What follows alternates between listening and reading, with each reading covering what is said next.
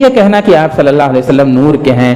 آپ صلی اللہ علیہ وسلم کا سایہ نہیں ہوتا ہے، آپ صلی اللہ علیہ وسلم کی قبر مبارک پر جو گنبد بنا ہوا اس کا سایہ نہیں ہوتا ہے، بلکہ کچھ لوگوں نے یہ بھی جھوٹ بولا کہ آپ کے مقام کا تقاضا یہ تھا کہ وہ ہر صبح شام جو ہے ایسے جھک جاتا ہے۔ کئی لوگ وہاں مسجد نبی میں،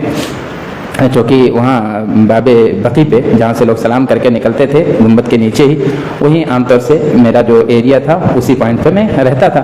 تو وہاں لوگ آتے تھے، سب سے پہلے گنبد خضرا نہارتے اور اس کے بعد کہتے کہ مولانا کیا یہ بات صحیح ہے کہ گنبد خضرا جو ہے ایسے جھک جاتا ہے صبح شام میں؟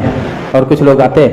گنبد خضرا کے سائے میں کھڑے ہو کے اور سوال کرتے کہ ہم نے سنا ہے کہ گنبد خضرا کا سایہ نہیں ہوتا ہے، اسی کے سائے میں کھڑے ہیں۔ پھر ہم ان کو بتاتے کہ دیکھیے آپ جہاں کھڑے ہیں یہ گنبد خضرا کا سایہ ہے، اور لیکن پھر بھی دیکھیے عقیدت، وہاں کھڑے رہتے، دیکھتے، تھوڑی دیر چونکتے، اس کے بعد کہتے کہ نہیں مولانا سمجھ میں نہیں آ رہا ہے اپنے، وہاں بھی جو ہے دیکھ کے پورا وہ بہت ساری چیزیں دکھتی تھیں، وہ تو ہم وہاں صبح شام رہتے تھے، دیکھتے تھے، تو بتاتے بھی، فوٹو بھی کھینچتے۔ اپنے مظفر بھائی جو ہے وہاں جو رہتے ہیں انہوں نے ایک ویڈیو بھی بنا کے ڈالا بھی تھا بیچ میں، اس کو فیس بک وغیرہ پہ وہ گھوم بھی رہا تھا، اس کا باقاعدہ سایہ ہے۔ نبی پاک صلی اللہ علیہ وسلم کا نور کا ثابت کرنا آپ کو یہ رتبہ بڑھانا ہے بھی نہیں۔ ہم کہتے ہیں اللہ کے رسول صلی اللہ علیہ وسلم کو اللہ نے کہا کہ آپ انسانوں کی طرح آپ بشر ہیں، اور ہم یہی چاہتے بھی تھے اگر ہم کسی جو ہے فرشتے کو، کسی نوری مخلوق کو رسول بنا کر بھیج دیتے، تب تو یہ لوگ کہتے کہ ان کا ہم سے کیا موازنہ ہے، ہم تو یہ الگ مخلوق ہیں۔ اگر کوئی فرشتہ، کوئی نوری مخلوق رات بھر عبادت کرے، اگر دن بھر ریاضت کرے، تو کیا خاکی مخلوق کے لیے وہ دلیل ہو سکتا ہے؟ نہیں ہو سکتا ہے، کیونکہ وہ تو نور کے ہیں، ان کو اللہ نے الگ صلاحیت دی ہے، اور ہم خاک کے ہیں، ہم بشر ہیں، ہماری صلاحیت الگ ہے۔ تو آپ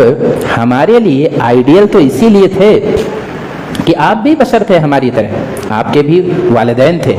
آپ کو بھی انسانی ہوائی جو ضروریات ہوتی تھیں، آپ بھی بیمار ہوتے تھے، آپ بھی سینے میں دھڑکتا ہوا دل رکھتے تھے،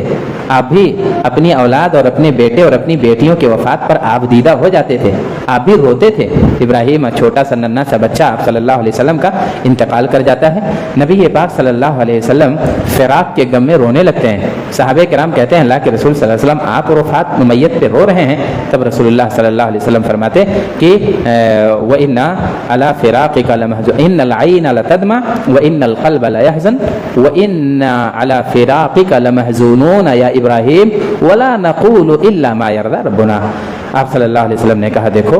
میری آنکھ بہہ رہی ہے اور میرا سینہ جو ہے غم سے چور ہے، اور میں اپنے بیٹے کی جدائی پر مغموم ہوں، لیکن اس پریشانی کی حالت میں بھی اپنی زبان سے کوئی ایسا جملہ نہیں نکالوں گا جس سے میرا رب ناراض ہو جائے۔ تو اللہ کے رسول صلی اللہ علیہ وسلم پر بھی وہ کیفیتیں طاری ہوتی تھی جو ایک انسان پر طاری ہوتی ہیں۔